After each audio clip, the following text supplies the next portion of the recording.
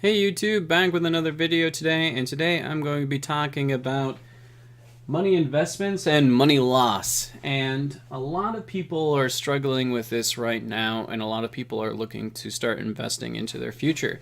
With that being said, I would like to go over some things that I think you personally, if you're struggling financially or if you're thriving, can do with your money to start, getting ahead.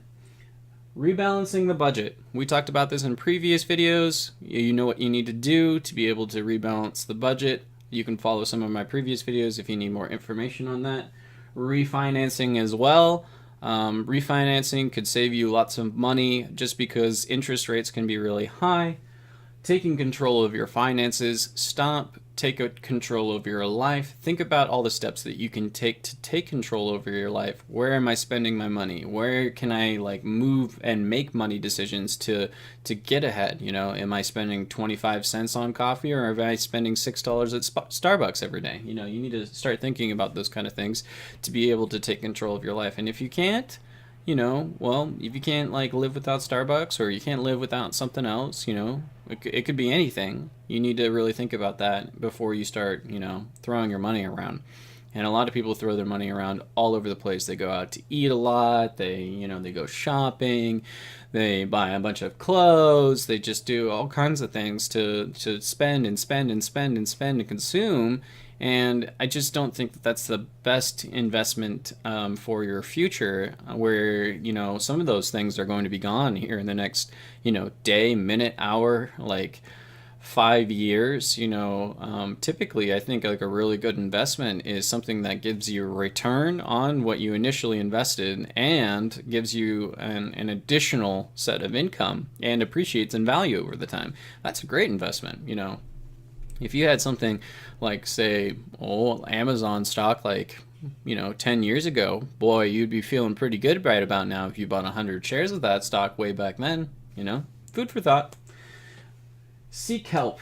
A lot of people have a hard time swallowing this pill because it's a hard pill to swallow.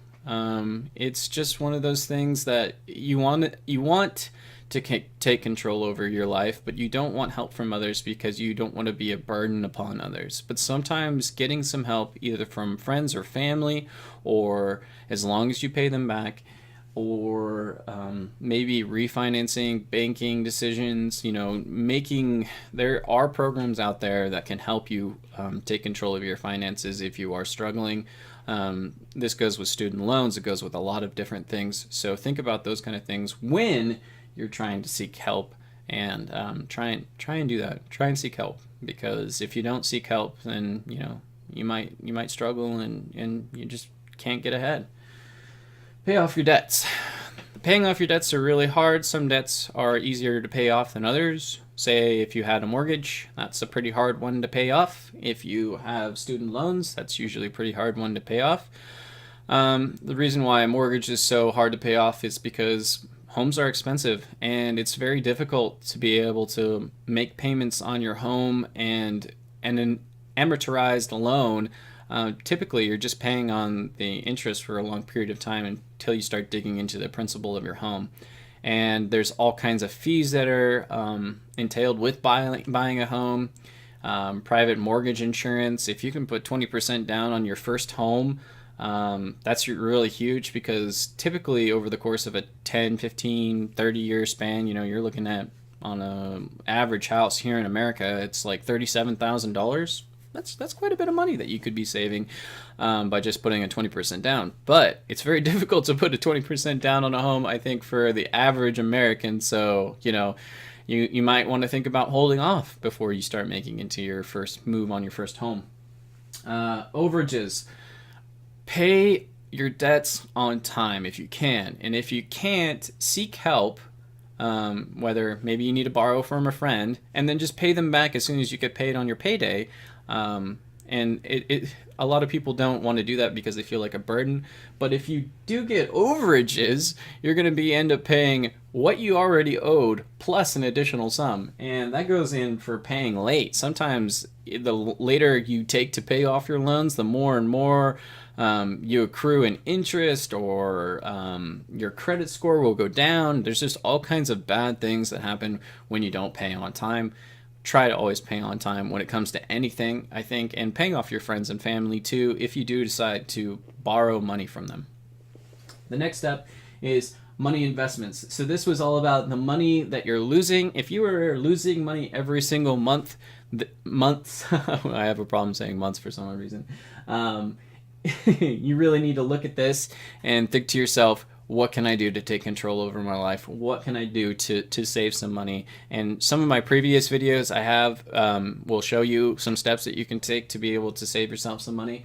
But we're going to get into the fun part, I think, about our financial future. And we're going to talk about bonds, CDs, mutual funds, currencies, 401ks, IRAs, savings, stocks, annuities, and real estate on this channel. But the biggest one that I really just want to go over today is that we're just talking about these are money investment decisions that can net you more money than you initially invested into in the beginning.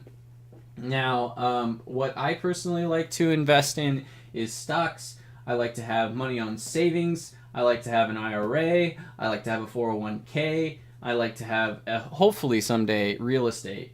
And maybe I'll have a mixture of some bonds, maybe some mutual funds, and some currencies a little bit later on in my life. But I think the truly wealthy people here on this planet are really diverse. They don't have just one thing. They don't have all their money sitting in a savings account. The reason why they don't is because, one, it's not good to have your money locked up into a savings account because of inflation. So inflation actually goes up on average, I think 2% every year, and the amount of yield that you can get from a savings account, even I think in a credit union, is like 1%. It may be a little bit higher, but you just typically don't get those kind of high returns on savings. It just doesn't happen. And typically when you give your bank, say you gave your bank $1,000, most of the time they actually don't have $1,000 of your money sitting in the bank. It's just a number. You might actually have zero of that money in the bank, or $100 of that money sitting in the bank actually of your money. And typically that's not even your money either, because that was borrowed money on borrowed money on borrowed money. It's this really weird banking system. You should really look into how our banking system works. I mean, it might terrify you, but it's just how things work. I mean, you can't have money without debt. It's just not possible, because let's just say I went out and I did a job and the person owed me money. Well, where did he borrow that money from? So there's that situation. He needed to get money to get there. So there's just constant flow. That's just how money works, unfortunately. So bonds have typically like a 5%. I'll just go over like a brief overview today.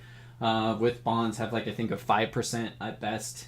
CDs, 2%. They're usually not too great. Mutual funds, 5%. I think they have some higher ones out there, but like stocks, you need to be careful with mutual funds, and bonds too, because sometimes there's really bad bonds.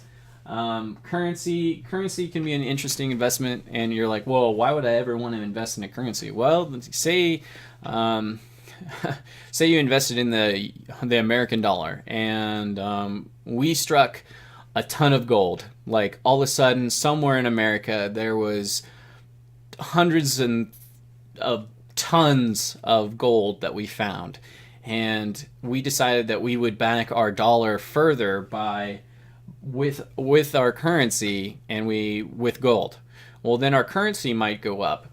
Now you can say that for global problems, say like Iran, maybe there were some political problems in Iran, and now their currency is going to go up. So you can invest in now. The currency goes up. You make money. You can turn your money back into the U.S. currency or whatever, and you make a little tiny profit off of it. So there's currencies. The 401k. This is based upon your business or where you work.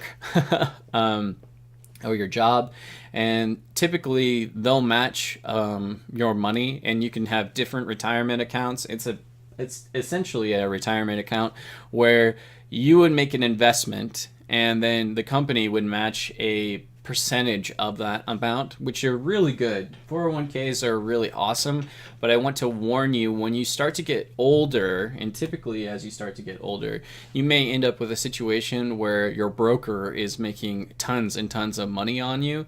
And I think it might be better to pull your money out at a specific time, or move your money so you can personally manage your own money.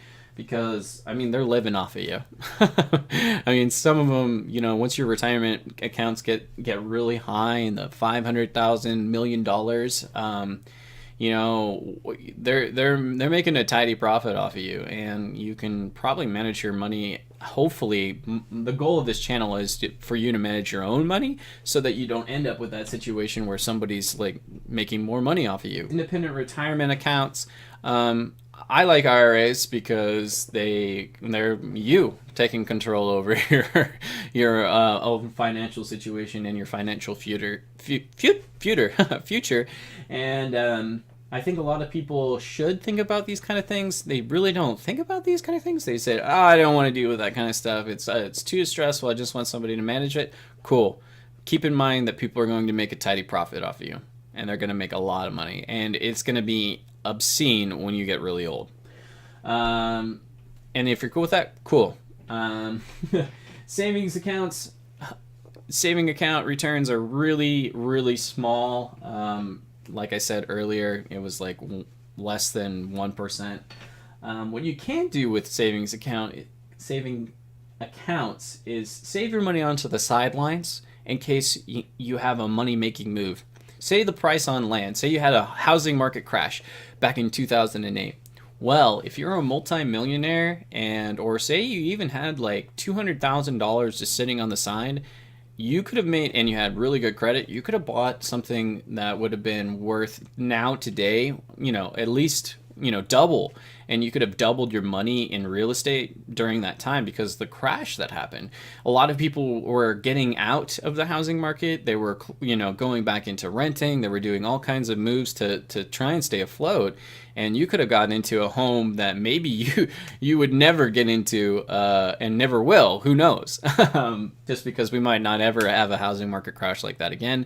But typically we end up with a big financial problem every, you know, few years. So keep that in mind, and that's why I think having money set aside is really important. Annuities, or sorry, stocks, that's what I personally like to invest my money into, and we're going to be getting into a lot of that on this channel, but that's what I personally like to get involved with. High risk, high reward. But I just think that you can make smart decisions about how you invest your money when it comes to investing in stocks, and you can do it personally, and I think that's a really powerful thing.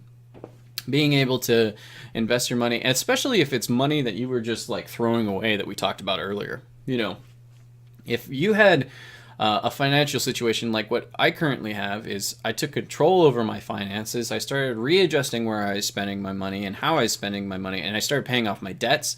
Currently, as it stands, I could clear all my student loans in 1 month if I just liquidated all my stocks. And you're like, whoa, I mean, that's pretty cool. But I haven't pulled it out, and I just keep it on the side because I've got money in savings. Now I have money in stocks, and I have money in other things. So I think that you should do those kind of things too, to be well diversified in case of a, you know, financial disaster, or in case of anything in the future where you're looking to liquidate. Annuities, I've had a few of these over the years. They typically have an okay return, but not that great. It's usually typically less than bonds. So I feel like you can get better returns on some of the other things. Real estate. Real estate is one of those things that have a really high return and it's got to give. So, well, thank you very much. Like if you like this video, dislike if you dislike the video, and if you really like the video, please subscribe. Thank you very much, and have a great day.